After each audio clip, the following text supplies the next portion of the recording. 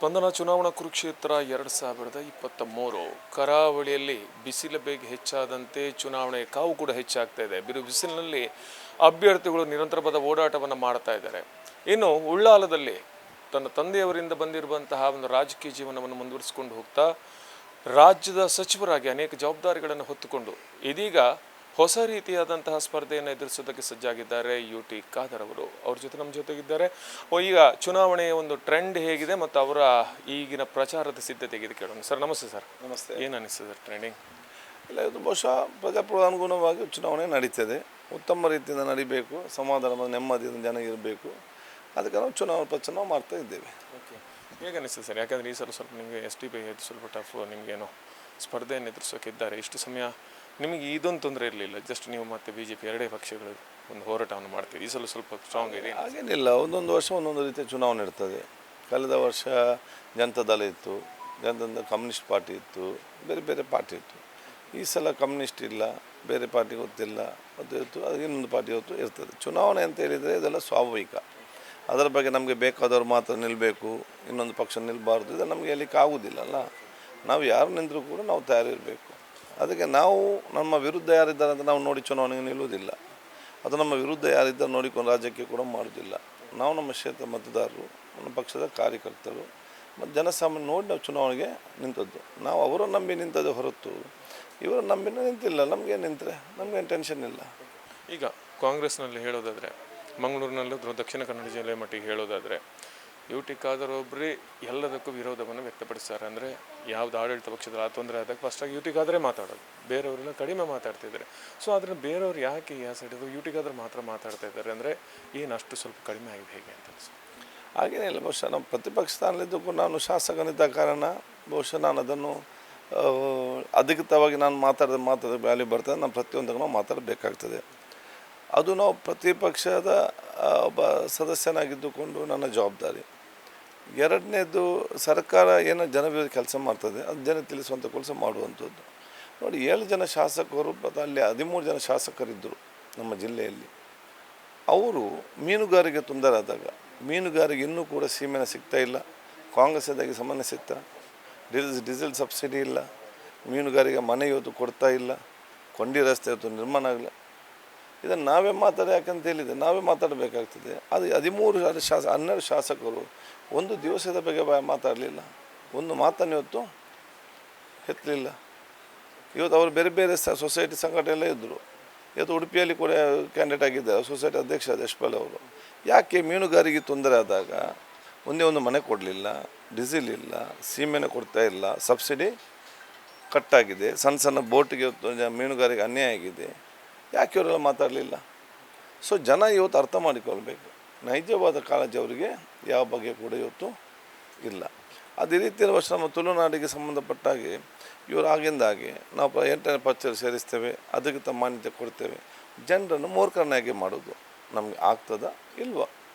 ಆಗೋದಾದರೆ ಆಗ್ತೇವೆ, ಅದನ್ನು ಮಾಡಿ ತೋರಿಸ್ಬೇಕು. ಇನ್ನು ಸಾಧ್ಯವಿಲ್ಲ ಅಂತ ಜನರಿಗೆ ಹೇಳಬೇಕು. ನಮ್ಮ ತುಳುವರಿಗೆ ಅರ್ಥ ಆಗ್ತದೆ ವಿಚಾರಗಳನ್ನು, ಎಲ್ಲ ಕೂಡ ಮಾಡಲಿಕ್ಕೆ ಆಗೋದಿಲ್ಲ. ಅದು ಸತ್ಯ ಮತ್ತು ವಿಚಾರ ನಮ್ಮ ಊರವ್ರಿಗೆ ಗೆಲ್ಲುವಂಥ ಕೆಲಸ ಇವತ್ತು ಆಗಬೇಕಲ್ಲ. ಇವತ್ತು ನಮ್ಮ ಟ್ರಾನ್ಸ್ಪೋರ್ಟೇಷನ್, ಇವತ್ತು ಇನ್ನಿತರ ಎಲ್ಲ ಒಂದು ಟ್ಯಾಕ್ಸಿ ಚಾಲಕ ಮತ್ತು ಮಾಲಕರು ಇವ್ರಿಗಾಗುವಂಥ ಟ್ಯಾಕ್ಸ್ಗಳ ಸಮಸ್ಯೆ, ಅದೇ ರೀತಿ ಇವತ್ತು ಬೇರೆ ಎಲ್ಲ ಇವತ್ತು ವರ್ಗದವೇನಿದೆ ಅದೆಲ್ಲವೂ ಕೂಡ ಇವತ್ತು ನಾವು ಪ್ರತಿಯೊಂದು ಮಾತಾಡಬೇಕಾಗ್ತದೆ.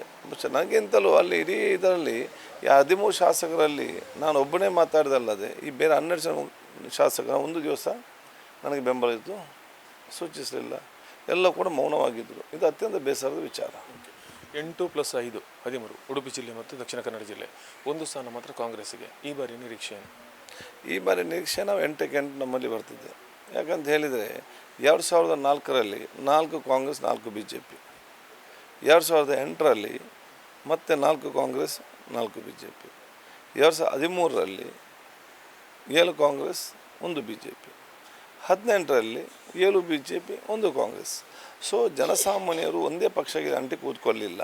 ನಾವು ಹಿಸ್ಟ್ರಿ ನೋಡುವಾಗ ಜನಸಾಮಾನ್ಯ ಮತದಾರರು ಒಂದೇ ಪಕ್ಷದ ಕಡೆ ಯಾವಾಗಲೂ ಕೂಡ ಇಲ್ಲ. ಪ್ರತಿಯೊಂದು ಆಡಳಿತ ವಿರುದ್ಧವಾಗಿ ಬೇಸರ ಕೊಡ್ತಾರೆ. ಈ ಸಲ ಒಂದು ಅಂಡರ್ ಕರೆಂಟ್ ಇದೆ. ಮತ್ತೆ BJP ಬಂದರೆ ಜನಸಾಮಾನ್ಯರು ಬದುಕಲಿಕ್ಕೆ ಸಾಧ್ಯವಿಲ್ಲ.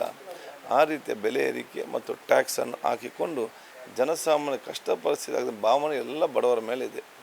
ಆ ಎಲ್ಲ ತಿರುಗುಮಾನ ಇದು ಬಿ ಜೆ ಪಿಗೆ ಸರಿಯಾದ ಉಲ್ಟಾ ರಿಸಲ್ಟನ್ನು ಕೊಡ್ತದೆ. ಹಾಗಿದ್ರೆ ಯಾವುದೇ ನಾಯಕರು ಕೇಂದ್ರದಿಂದ ಬಂದರೂ ಕೂಡ ಈ ಬಾರಿ BJPಗೆ ಬಹುಮತ ಸಿಗುವುದಿಲ್ಲ ಅಂತ ಅಂತೀರಿ? ನೋಡಿ, ಇವತ್ತು ಈ ಕಳೆದ 5 ವರ್ಷದಲ್ಲಿ ಜನರಿಗೆ ಇವತ್ತು ನೋಡಿ ಸಾಕಾಗಿದೆ. 5 ವರ್ಷಗಳಿಂದ ಬೇರೆ ಬೇರೆ ಕೇಂದ್ರ ಸಚಿವರು ಬಂದು ನಾವಿದ್ದೆ ಅಂತ ಹೇಳಿಕೊಂಡು ಹೋಗಿ ಇವತ್ತು ಅದ ನಂತರ ಅಧಿಕಾರ ಬಂದ ನಂತರ ಜನಸಾಮಾನ್ಯರಿಗೊಂದು ಏನೋ ಒಂದು ಕೆಲಸ ಇದೆಯಾ? ಒಂದು ರೇಷನ್ ಕಾರ್ಡ್ ಕೊಡೋ ಯೋಗ್ಯತೆ ಸರ್ಕಾರಕ್ಕಿದೆಯಾ? ಒಂದು ಮನೆ ಕೊಡುವಂಥ ಯೋಗ್ಯತೆ ಸರ್ಕಾರಕ್ಕಿದೆಯಾ? ಒಂದು ಡಿಗ್ರಿ ಕಾಲೇಜ್ ಓಪನ್ ಮಾಡುವಂಥ ಯೋಗ್ಯತೆ ಈ ಸರ್ಕಾರಕ್ಕೆ ಇದೆಯಾ? ಇಂದಿರಾ ಕ್ಯಾಂಟೀನ್ನ ಓಪನ್ ಮಾಡಿ ಅದನ್ನು ಬಂದ್ ಮಾಡಿದ್ದಾರೆ. ಇವತ್ತು ಬಹುಶಃ ಅಕ್ಕಿ ಕೊಡುವಂಥ ಯೋಜನೆ ಇವತ್ತು ಬಂದಾಗಿದೆ. ಹರಿಶ್ವಂದನ್ ಯೋಜನೆ ಇವತ್ತು ಜಾರಿಗೆ ಇವತ್ತು ತರ್ತಾ ಇಲ್ಲ. ಸ್ಕಾಲರ್ಶಿಪ್ ಹಿಂದೆ ಯಾವುದು ಕೊಡ್ತಾ ಇದ್ದೆವು ಅದನ್ನೆಲ್ಲ ಇವತ್ತು ಕಟ್ ಮಾಡಿದ್ದಾರೆ. ಯಾರಿಗೆ? ಅಲ್ಪಸಂಖ್ಯಾತರಲ್ಲ, ಅಲ್ಪಸಂಖ್ಯಾತ ಹಿಂದುಳಿದ ವರ್ಗ ಮತ್ತು ದಲಿತರಿಗೆ ಇವತ್ತು ದೇವಜಸ್ ನಿಗಮಕ್ಕೆ ಒಂದು ನ್ಯಾಯ ಪೈಸೆ ಇವತ್ತು ಬಿಡುಗಡೆ ಮಾಡಲಿಲ್ಲ. ಇವತ್ತು ಎಲ್ಲ ಜಾತಿ ವರ್ಗದವರಿಗೂ ಮೋಸ ಇವತ್ತು ಮಾಡಿದ್ದಾರೆ. ಮುಂಚೆ ನಾವು ಇದ್ದಾಗ ನಮ್ಮ ಕ್ಷೇತ್ರದಲ್ಲಿ ಕೇಳದೆ ಕುಲಾಲ ಸಮಾಜಕ್ಕೆ 80 ಲಕ್ಷ, ಬಿಲ್ಲವ ಸಮಾಜಕ್ಕೆ ಸುಮಾರು 1 ಕೋಟಿ ತನಕ 2-3 ಕಡೆಗೆ, ತೀಯ ಸಮಾಜಕ್ಕೆ ಸುಮಾರು 1 ಕೋಟಿ, ನಮ್ಮ ಉಲ್ಲಾಲ ತೀಯ ಮತ್ತು ಮುಡಿಪು ತೀಯ ಸಮಾಜಕ್ಕೆ. ಅದೇ ರೀತಿ ಬಹುಶಃ ನಮ್ಮ ಬಂಟರ ಸಂಘಕ್ಕೆ ಇಲ್ಲಿ 30 ಲಕ್ಷ, ಆಚಾರ್ಯ ಸಂಘಕ್ಕೆ 50 ಲಕ್ಷ, ಜ್ಯೋತಿಗುಡಿ ದೇವಸ್ಥಾನಕ್ಕೆ, ಕುರುನಾಡು ದೇವಸ್ಥಾನಕ್ಕೆ, ಎಲ್ಲ ಧಾರ್ಮಿಕ ಮತ್ತು ನಮ್ಮ ಮಸೀದಿಗೆ, ಚರ್ಚ್ಗಳಿಗೆ ಎಲ್ಲ ಕಡೆ ಕೂಡ ಇವತ್ತು ಅನುದಾನ ಬಿಡುಗಡೆ ಮಾಡಿ. SST ಅವರು ಕೋರದಬ್ಬ ಸ್ಥಾನ ಹಾಲಿಗೆ 1 ಕೋಟಿ. ಯಾಕೆ ನಾವು ಕಟ್ಟಲಿಕ್ಕೆ ಕೊಡ್ತೇವೆ? ಅದು ಅವ್ರ ಸಂಪತ್ತಾಗ್ತದೆ. ಕ್ಯಾಪಿಟಲ್ ಸಂಪತ್ತು ಉತ್ಪಾದನೆ ಅವತ್ತು 1 ಕೋಟಿ ಕಟ್ಟಿದಂಥ ಕಟ್ಟಡ ಅವರ ಮಕ್ಕಳು ದೊಡ್ಡವರಾದ 10 ಕೋಟಿಯ ಸಂಪತ್ತಾಗ್ತದೆ. ಆ ಸಂಪತ್ತು ಸೃಷ್ಟಿಸುವ ಉದ್ದೇಶ ಸರ್ಕಾರದ ಉದ್ದೇಶ ಆ ವರ್ಗದವರಿಗೆ. ಇವರು ಬಹಿರಂಗಪಡಿಸಲಿ. ಇವರು ಬಂದ ನಂತರ ಯಾವ ವರ್ಗದವರಿಗೆ ಏನು ಕೊಟ್ಟಿದ್ದಾರೆ ಅಂತ ಹೇಳಬೇಕು. ಅದ್ಯಾರು? ಮಂತ್ರಿಗಳು ಇವರೇ. ಕೋಟ ಶ್ರೀನಿವಾಸ ಪೂಜಾರಿ ಮಂತ್ರಿ ಇದ್ರಲ್ಲ, ಒಂದು ಎಲ್ಲಿ ಅಧಿಕೃತವಾಗಿ ಕುಲಾಲ ಸಮಾಜಕ್ಕೆ ಇವರು ಬಂದಷ್ಟು ಕೊಟ್ಟಿದ್ದಾರೆ, ಬಂಟರ ಭವನಕ್ಕೆ ಇವತ್ತು ಎಷ್ಟು ಕೊಟ್ಟಿದ್ದಾರೆ, ಬಿಲ್ಲರ ಭವನಕ್ಕೆ ಇವತ್ತು ಎಷ್ಟು ಕೊಟ್ಟಿದ್ದಾರೆ, ಅಥವಾ ನಮ್ಮ ಮುಸ್ಲಿಂ ಮೈನಾರಿಟಿ ಏರಿಯಾಕ್ಕೆ ಕೊಡುವಂಥದ್ದು ಅವ್ರಿಗೆ ಅದು ಭಾಷೆ ಮೈನಾರಿಟಿ ಡಿಪಾರ್ಟ್ಮೆಂಟ್ ಬರ್ತದೆ, ಇವರು ಡಿಪಾರ್ಟ್ಮೆಂಟ್ ಬರೋದಿಲ್ಲ, ಅದಕ್ಕೆ ಇವತ್ತು ಕೊಟ್ಟಿದ್ದಾರೆ. ಆಚಾರ್ಯ ಸಮುದಾಯಕ್ಕೆ ಇವತ್ತಿದೆ, ಅವರಿಗೆ ಎಷ್ಟು ಕೊಟ್ಟಿದ್ದಾರೆ, ಗಟ್ಟಿ ಸಮುದಾಯಕ್ಕೆ ಇವತ್ತು ಏನು ಕೊಟ್ಟಿದ್ದಾರೆ, ಉಳ್ಯದ ಗಾಣಿಗ ಸಮುದಾಯಕ್ಕೆ ಏನು ಕೊಟ್ಟಿದ್ದಾರೆ, ಮಗುವೀರ ಸಮುದಾಯಕ್ಕೆ ನಾವಿದ್ದಾಗ 1 ಕೋಟಿ ರೂಪಾಯಿ ಸ್ಯಾಂಕ್ಷನ್ ಮಾಡಿದ್ದು. ಇದಕ್ಕೆ ಅವರು ಏನು ಕೊಟ್ಟಿದ್ದಾರೆ? ಅದು ಸೋಮೇಶ್ವರ ದೇವಸ್ಥಾನ ಆಡೋ ಸಂಬಂಧಪಟ್ಟ ಇವರು ಏನು ಕೊಟ್ಟಿದ್ದಾರೆ? ಯಾವ ವರ್ಗಕ್ಕೆ? ಇವರು ಬರೀ ಜನರನ್ನು ಮೋಸ ಮಾಡಿದಲ್ಲದೆ ಯಾವ ವರ್ಗಕ್ಕೂ ಕೂಡ ಒಂದೇ ಒಂದು ಯೋಜನೆ ಇವತ್ತಿಲ್ಲ. ಇದು ತೋರಿಸಿ ನಾವು ಬಿಡುಗಡೆ ಮಾಡಿದೆವು ಅಂತೇಳಿ. ಆದರೆ ನೀವೆಲ್ಲ ವರ್ಗದವರು ಕೂಡ ಇವತ್ತು ಅವ್ರ ಮೇಲೆ ಕೋಪದಿಂದ ಇದ್ದಾರೆ. ಮತ್ತು ನೀವು ನೋಡಿ, ಅಂಗನವಾಡಿ ಕಾರ್ಯಕರ್ತರ ಸ್ಟ್ರೈಕ್, ಆಶಾ ಕಾರ್ಯಕರ್ತರ ಸ್ಟ್ರೈಕ್, ಗೆಸ್ಟ್ ಲೆಕ್ಚರರ ಸ್ಟ್ರೈಕ್, ಡಾಕ್ಟ್ರುಗಳ ಸ್ಟ್ರೈಕ್, NHM ಡಾಕ್ಟ್ರುಗಳ ಸರ್ವೇರ ಸ್ಟ್ರೈಕ್, ಗ್ರಾಮ ಸಹಾಯಕರ ಸ್ಟ್ರೈಕ್, ಪಂಚಾಯತ್ ಈ ಯಾರನ್ನು ಕೂಡ ವಿಶ್ವಾಸಕ್ಕೆ ತೆಕ್ಕೊಂಡು ಅವರವರ ಕೆಲಸವನ್ನು ಮಾಡಿಕೊಡಲಿಲ್ಲ. ಎಲ್ಲರೂ ಕೂಡ ಸ್ಟ್ರೈಕಲ್ಲಿ ಇವರೊಂದು ಬೇಡಿಕೆ ಈಡೇರಿಸಲಿಕ್ಕೆ ಸ್ಟ್ರೈಕ್ ಮತ್ತು ರಸ್ತೆ ಬದಿಗೆ ಬರಬೇಕು ಹೊರತು ಸರ್ಕಾರ ಮುಂದೆ ನಿಂತು ಬನ್ನಿ ನಿಮ್ಮ ನೋಡಿಕೊಂಡು ಇವತ್ತು ಏನು ಕೊಡಿ ಇವರು ಮಾಡಲಿಲ್ಲ. ಮತ್ತು ಯಾಕೆ ಇವ್ರಿಗೆ ಕೊಡ್ತದೆ? ಯಾಕೆ ಕೊಡಬೇಕಂತ ಬೇಕಲ್ಲ. ಸೊ ಇವರಿಗೆ ಮತ ಕೊಡಲಿಕ್ಕೆ ಇವರು ಏನು ಇನ್ನೂ ಮಾಡೋದು ಬಿಡಿ, ಹಿಂದೆ ಅಧಿಕಾರದಲ್ಲಿ ಇದ್ದಾಗ ಏನು ಮಾಡಿದ್ದಾರೆ ಅದನ್ನು ಜನರು ತೀರ್ಮಾನ ಮಾಡ್ತಾರೆ. ಅದನ್ನು ನೋಡಿ ಜನ ತೀರ್ಮಾನ ಮಾಡಬೇಕು. ಆಗ ಮಾತ್ರ ನಮಗೆ ಒಂದು ಸ್ಥಿರವಾದ ಸರ್ಕಾರ, ಅಭಿವೃದ್ಧಿಯ ಒಂದು ಕಾಂಗ್ರೆಸ್ ಸರ್ಕಾರ ಬರಲಿಕ್ಕೆ ಸಾಧ್ಯವಾಗ್ತದೆ. ಸರ್, ಈಗ ಈ ಬಾರಿಯ ನಿಮ್ಮ ಹೊಸ ಆಶ್ವಾಸನೆ ಏನು? ಜನರಿಗೆ ಹೊಸ ಒಂದು ಏನು ಕೊಡ್ತೇನೆ, ಈ ಥರ ನಿಮ್ಮ ಯೋಜನೆ ಏನು ಮಾಡ್ತೀನಿ ಅಂತ? ನಾವು ಹಿಂದಿದ್ದ ಯಾವುದು ಕೆಲಸ ಅರ್ಧದಲ್ಲಿ ಬಾಕಿಯಾಗಿದೆ ಅದನ್ನೆಲ್ಲ ನಾವು ಸಂಪೂರ್ಣವಾಗಿ ತಗೊಂಡು ಹೋಗ್ತೇವೆ. ಕುಡಿಯೋ ನೀರಿಗೆ ಸಂಬಂಧಪಟ್ಟಾಗೆ ಶಾಶ್ವತ ಕುಡಿಯೋ ನೀರಿಗೆ ಮೊದಲ ಹಂತದ 220 ಕೋಟಿ ರೂಪಾಯಿ ಯೋಜನೆ ಸ್ಯಾಂಕ್ಷನ್ ಆಗಿ 2ನೇ ಬಿಡುಗಡೆ ಮಾಡಬೇಕಿತ್ತು. ಬರೀ ದ್ವೇಷದ ರಾಜಕೀಯಕ್ಕೆ ಬಿಡುಗಡೆ ಮಾಡಲಿಲ್ಲ. 2ನೇದು ಅದನ್ನು ಅಧಿಕಾರಿ ಬಂದ ತಕ್ಷಣ 6 ತಿಂಗಳ ತನಕ ನಾವು ಚಾಲನೆ ಕೊಡ್ತೇವೆ. UGD ಕೆಲಸ ಕೂಡ ಅರ್ಧದಲ್ಲಿ ಬಾಕಿ ಇದೆ, ಅದನ್ನು ಇವತ್ತು ಪೂರ್ಣ ನಾವು ಹೋಲಿಸ್ತೇವೆ.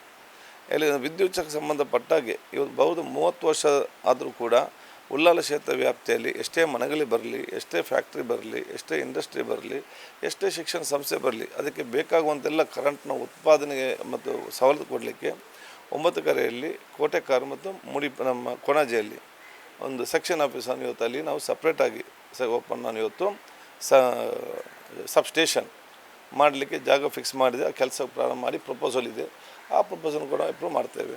ಇವತ್ತು ನೇತ್ರಾವತಿ ಅಡ್ಡಕಟ್ಟದ ಅಡ್ಯಾರು ಬ್ರಿಡ್ಜ್ ಮತ್ತು ಅಣೆಕಟ್ಟು ಸೇತುವೆ ಇದೆಲ್ಲ ಕೂಡ ಒಂದು ಮಾದರಿ. ಅದಲ್ಲದೆ ಈಗ ತಾಲೂಕು ಮಾಡಿಬಿಟ್ಟಿದ್ದೇವೆ.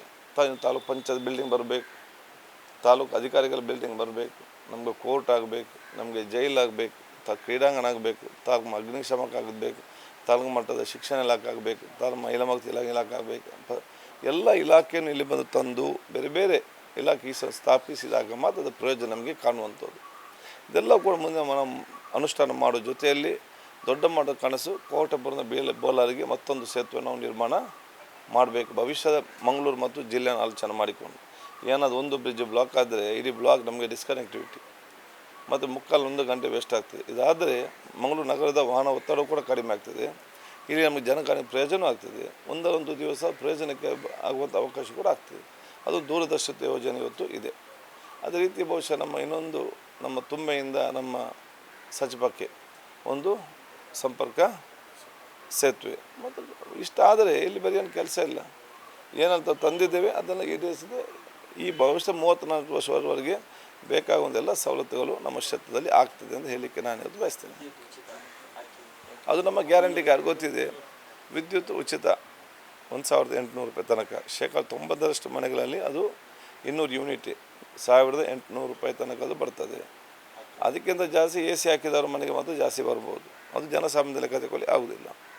ಮತ್ತು ಅಕ್ಕಿ 10 kg ಮತ್ತು ಪ್ರತಿಯೊಂದು ಮನೆ ಅಡುಗೆಗೆ ತಾಯಂದಿರಿಗೆ 2000. ಯಾಕೆ? ಒಂದು ಮನೆ ನಡೆಸಬೇಕಾದ್ರೆ ಗಂಡಸರು ತಾಯಿಯ ಕೈಯಲ್ಲಿ ತಿಂಗಳಿಗೆ ದುಡ್ಡು ಕೊಟ್ಟು ಮನೆ ಸುಧಾರಿಸಿ ಅಂತ ಹೇಳ್ತಾರೆ. ಮತ್ತು ಆ ತಿಂಗಳಲ್ಲಿ ಬರುವಂಥ ಎಲ್ಲ ವಿಚಾರಗಳು ಸಡನ್ ಯಾರು ಬಂದರೆ ಇನ್ನೊಬ್ಬರು ನಿಂತು ಇದೆಲ್ಲ ಸುಧಾರಿಸೋ ಜವಾಬ್ದಾರಿಯರಿಗೆ ಈ ತಾಯಂದಿರಿಗೆ. ಆಗ ತಾಯಂದಿರಿಗೆ ಮನೆಯನ್ನು ಚೆನ್ನಾಗಿ ಸುಧಾರಿಸಿ ಸಹಕಾರ ಆಗಬೇಕಂತೇಳಿ 2000 ರೂಪಾಯಿ ಕೊಡುವಂಥದ್ದು. ಡಿಗ್ರಿ ಕಲಿತಂಥ ಮತ್ತು ಕೆಲಸ ಸಿಕ್ಕದಂಥ ವಿದ್ಯಾರ್ಥಿ 3000 ರೂಪಾಯಿ ತಿಂಗಳಿಗೆ, ಡಿಪ್ಲೊಮಾ ಕಲಿತವ್ರಿಗೆ 2000 ರೂಪಾಯಿ. ಯಾಕೆ? ಇವತ್ತೊಬ್ಬ ಡಿಗ್ರಿ ಕಲಿತಾನೆ, ಅವ್ನು ಕೆಲಸಕ್ಕೆ ಹುಡುಗಾಡ್ಲು ಹೋಗ್ಲಿ ಅಂತ ದುಡ್ಡು ಇರೋದಿಲ್ಲ, ಮನೇಲಿ ಕೂಡ ದುಡ್ಡಿಲ್ಲ, ಬಡವರು ಇರ್ತಾರೆ, ದಿವಸ 100 ರೂಪಾಯಿ ಖರ್ಚು ಮಾಡಲಿಕ್ಕೆ ಅವ್ರಿಗೆ ಆಗೋದಿಲ್ಲ. ಅವನು ಕೂಲಿ ಕೆಲಸಕ್ಕೆ ಹೋಗ್ತಾನೆ. ಏನು ಅವ್ನು ಕಲ್ತಿದ್ದಾನೆ ಅದಕ್ಕೆ ಅವ್ನು ಸೆಕೆಂಡ್ ಹುಡ್ಕಾಡಲಿಕ್ಕೆ ಹೋಗೋದಿಲ್ಲ. ಅವ್ನು ಕೂಲಿ ಕೆಲಸ ಹೋಟೆಲ್ನಲ್ಲಿ, ಇವತ್ತು ನಾವು ಹೋಟೆಲ್ ವೇಟ್ರೆಸ್ ಸಿಗ್ತಾನೆ, ಏನು ಕಲ್ತಿದ್ದಿ? ಡಿಗ್ರಿ ಕಲಿತೆ ಅಂತ ಹೇಳ್ತಾನೆ. ಯಾಕೆ? ಅವನಿಗೆ ಒಂದು ದಿವಸ ಹೋಗದಿದ್ದರೂ ಕೂಡ ಮನೆಯಲ್ಲಿ ಅವ್ರಿಗೆ ಕಷ್ಟ. ಅದಕ್ಕಾಗಿ ಅವನ ಖರ್ಚಿಗೆ, ಅವನ ಬಸ್ ಓಡಾಡಲಿಕ್ಕೆ, ಅವನಿಗೆ ಕೆಲಸ ಸಿಕ್ಕೋ ತನಕ ದಿವಸಕ್ಕೆ 100 ರೂಪಾಯಿಗೆ 3000 ರೂಪಾಯಿ ತಿಂಗಳಿಗೆ ಕೊಡುವಂಥದ್ದು. ಇದೆಲ್ಲ ಕೂಡ ಭವಿಷ್ಯದ ಜನಗಳ ಆಲೋಚನೆ ಕೊಟ್ಟಂಥ ಕ್ರಾಂತಿಕಾರಿ ಯೋಜನೆ. ಕಾಂಗ್ರೆಸ್ ಎಲ್ಲ ಕೆಲಸ ಏನು ಹೇಳಿದೆ ಅದನ್ನು ಮಾಡ್ತದೆ. ಇದನ್ನು ಕೂಡ ಮಾಡಿ ತೋರಿಸ್ತೇವೆ. ಇವರು ಅಪಪ್ರಚಾರ ಮಾಡ್ತಾರೆ, ದುಡ್ಡೆಲ್ಲಿಂದ ಬರ್ತದೆ. ದುಡ್ಡು ನಮಗೆ ಬಿಡಿ, ನಾವು ಹಿಂದೆ ಎಷ್ಟೋ ಕಾರ್ಯಕ್ರಮ ಮಾಡಿದ್ದೆವು. ನೀವು ಬಂದಾಗ ಏನು ಮಾಡಿದ್ದೀರಿ? ನೀವೇನು ಮಾಡಲಿಲ್ಲಲ್ಲ. ಈಗ ಜನ ನಮಗೆ ಆಶೀರ್ವಾದ ಮಾಡಲಿ, ನಾವು ಅದನ್ನು ಮಾಡಿ ತೋರಿಸ್ತೇವೆ. ನಮ್ಮ ರಾಜ್ಯದ ಬಜೆಟ್ 3,09,000 ಕೋಟಿ. ಇವರ ಕರಪ್ಷನ್ 40%, ಒಂದು 1,20,000 ಕೋಟಿ. ಕರೆಕ್ಟ್ ಆಡಳಿತ ಮಾಡಿ ಈ ಭ್ರಷ್ಟಾಚಾರವನ್ನು ನಿಲ್ಲಿಸಿದರೆ ಜನಸಾಮಾನ್ಯ ಸವಲತ್ತುಗಳಿಗೆ 120 ಕೋಟಿ ಸಿಗ್ತದೆ. ನಾವು 1,20,000 ಕೋಟಿ. ನಮಗೆ ಎಲ್ಲ ಕಾರ್ಯಕ್ರಮ ಬೇಕಾದ ಬರೀ 25-30,000 ಕೋಟಿ. ಮತ್ತು ಇವರು ಹೇಳ್ತಾರೆ ಇದೀಗ ಕೊಟ್ಟರೆ ಪಾಕಿಸ್ತಾನ ಆಗ್ಬೋದು, ಶ್ರೀಲಂಕಾ ಆಗ್ಬೋದು, ನೇಪಾಳ ಆಗ್ಬೋದು ಅಂತೇಳಿ. ಪಾಕಿಸ್ತಾನ, ನೇಪಾಳ, ಶ್ರೀಲಂಕಾ ಜನಸಾಮಾನ್ಯ ಸವಲತ್ತು ಕೊಟ್ಟದ ರೀತಿ ಆ ರೀತಿ ಅದಲ್ಲ. ಕೋಮು ಆಧಾರಿತವಾದ ದೇಶ. ಇದು ಎಲ್ಲಿ ಕೂಡ ಬದುಕಲಿಕ್ಕೆ ಸಾಧ್ಯವಿಲ್ಲ ಅಂತೇಳಿ ಇದು ಪಾಕಿಸ್ತಾನ ಇರಲಿ, ನಿಮ್ಮ ನೇಪಾಳ ಇರಲಿ ಅಥವಾ ಶ್ರೀಲಂಕಾ ಇದು ತೋರಿಸಿಕೊಟ್ಟಿದೆ. ಸೌಹಾರ್ದತೆಯ ಪ್ರೀತಿ ವಿಶ್ವಾಸದ ಎಲ್ಲರನ್ನು ಸೇರಿಕೊಂಡು ಎಲ್ಲರೂ ಕೂಡ ಸಂತೋಷ ಜೀವನ ಮಾಡಿದರೆ ಮಾತ್ರ ದೇಶ ಬಲಿಷ್ಠವಾಗಲಿಕ್ಕೆ ಸಾಧ್ಯವಾಗ್ತದೆ. ಅದಕ್ಕೆ BJP ಅವರಿಗೆ ಅವರೇನು ಮಾಡಲಿಲ್ಲ. ಕಾಂಗ್ರೆಸ್ ಕೊಡ್ತಾ ಅಂತ ಇವರಿಗೆ ಇವತ್ತು ಟೆನ್ಷನ್. ಬೆಲೆ ಏರಿಕೆ ಆಗ್ತಾ ಹೋಗ್ತದೆ. ಕಡಿಮೆ ಅನ್ನೋ ವಿಚಾರದ ಗ್ಯಾಸ್ ರೇಟ್, ಅಕ್ಕಿ ರೇಟ್, ಎಣ್ಣೆ ರೇಟ್, ಅದು ಮತ್ತು ಟ್ಯಾಕ್ಸ್, ಉಪ್ಪಿನ ಮೇಲೆ ಟ್ಯಾಕ್ಸ್, ನಿಮ್ಮ ಮಕ್ಕಳು ತಿನ್ನೋ ಬಿಸ್ಕಿಟ್ ಮೇಲೆ ಟ್ಯಾಕ್ಸ್, ನೀವು ಊಟ ಮಾಡೋ ಭತ್ತದ ಮೇಲೆ ಟ್ಯಾಕ್ಸ್, ಪ್ರತಿಯೊಂದರಲ್ಲಿ ಕೂಡ ಟ್ಯಾಕ್ಸ್. ಇವರಿಗೆ ಸರ್ಕಾರಕ್ಕೆ ಟ್ಯಾಕ್ಸ್ ಕಟ್ಟಿ ಮಕ್ಕಳ ಫೀಸ್ ಕಟ್ಟದಂಥ ಪರಿಸ್ಥಿತಿ ಎಲ್ಲರಿಗೂ ಕೂಡ ನಿರ್ಮಾಣ ಆಗಿದೆ. ಬಡವರಲ್ಲಿ ಸಾಮಾನ್ಯ ಜನರಿಗೆ ಕೂಡ ಇವತ್ತು ಕಷ್ಟದಲ್ಲಿದ್ದಾರೆ. ಅತ್ಯಂತ ಕಡ್ಬಡವರಿಗೆ ಬೇರೆ ಕೇಳಿ ಸಹಾಯ ಪಡ್ಕೊಳ್ತಾರೆ. ಈ ಮಾಧ್ಯಮದವರೊಂದು ಸಾಮಾನ್ಯ ವರ್ಗ ಇದ್ದಾರಲ್ಲ, ಅಲ್ಲಿ ಗೌರವ ಬಿಡಲಿಕ್ಕೂ ಗೊತ್ತಿಲ್ಲ, ಬೇರೆ ಜೊತೆ ಕೇಳಲಿಕ್ಕೂ ಕೂಡ ಗೊತ್ತಿಲ್ಲ, ಮಕ್ಕಳ ಭವಿಷ್ಯ ರೂಪಿಸೋಕ್ಕೂ ಗೊತ್ತಿಲ್ಲ. ಇಂಥ ಸಂಕಷ್ಟದ ಪರಿಸ್ಥಿತಿ ಅವರು ಕೂಡ ಇರ್ತಾರೆ. ಏನು BJP ಅನ್ನೋರ ಬಗ್ಗೆ ಏನು ಆಲೋಚನೆ ಮಾಡಿದೆ? ಏನದೊಂದು ಆಲೋಚನೆ ಮಾಡಿದೆ? ಶ್ರೀಮೋದಿ ಬ್ಯಾಂಕ್ ಲಾಸ್ ಅದು ಬರೋಡದಲ್ಲಿ. ಯಾಕೆ? ಇವರು ಅಲ್ಲಿಯ ಗುಜರಾತಿಗಳಿಗೆ ದುಡ್ಡು ಕೊಟ್ಟರು ಅಲ್ಲ, ಅವನು ಮೋಸ ಮಾಡಿ ಫಾರಿನ್ಗೆ ಹೋಗಿದ್ದಾರೆ. ನೀರವ್ ಮೋದಿ, ಲಲಿತ್ ಮೋದಿ ಎಲ್ಲ. ಯಾವಾಗಲೂ ಲಾಸ್ ಆದಂಥ ಬ್ಯಾಂಕನ್ನು ಲಾಭ ಇರುವ ಬ್ಯಾಂಕ್ಗೆ ಮರ್ಜ್ ಮಾಡಬೇಕು. ಇವರು ನೋಡಿ ಕರಾವಳಿ ಕಟ್ಟಿದ ಸ್ವಾಭಿಮಾನದ ವಿಜಯ ಬ್ಯಾಂಕ್ ಅಂತ ಕೊಂಡೋಗಿ ಇವರು ಬರೋಡ ಬ್ಯಾಂಕಿಗೆ ಇವತ್ತು ಸೇರ್ಪಡೆ ಮಾಡ್ತಾರೆ. ಯಾರು ನಮ್ಮ MP ಮಾತಾಡಿದಾರಾ?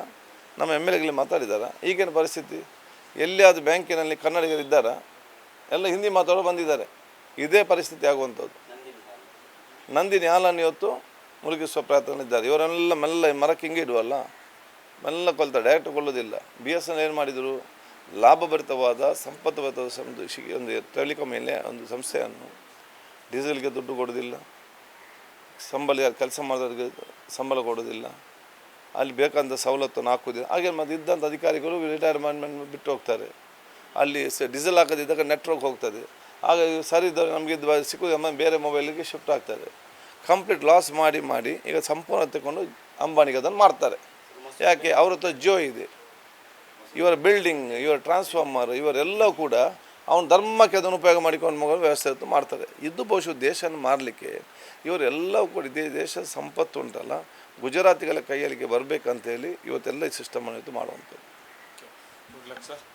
ಇದು ಯು ಟಿ ಖಾದರ್ ಅವರ ಮಾತು. ಯಾಕಂದರೆ ತನ್ನ ಕ್ಷೇತ್ರದಲ್ಲಿ ಆಗಬೇಕಾದಂಥ ಕೆಲಸ ಕಾರ್ಯಗಳು ಮತ್ತು ವಿರೋಧ ಪಕ್ಷವಾಗಿ ತಾನು ಏನನ್ನು ಸೂಚಿಸ್ತೇನೆ, ಇದುವರೆಗೆ ನನ್ನ ಹೇಳಿಕೆ ನೀಡಿದ್ದೇನೆ ಮತ್ತು ಇದುವರೆಗಿನ BJP ಪಕ್ಷ ಯಾವ ಕೆಲಸ ಮಾಡಿದೆ, ಏನಾಗಿದೆ ಅನ್ನೋದ್ರ ಬಗ್ಗೆ ತಮ್ಮ ನಿಲುವನ್ನು ವ್ಯಕ್ತಪಡಿಸಿದ್ದಾರೆ. ಕ್ಯಾಮ್ರಾ ಪರ್ಸನ್ ಧನುಷ್ ಜೊತೆ ನಾಗರಾಜ್ ಬರ್ಕಾಡಿ, ಸ್ಪಂದನ TV, ಉಡುಪಿ.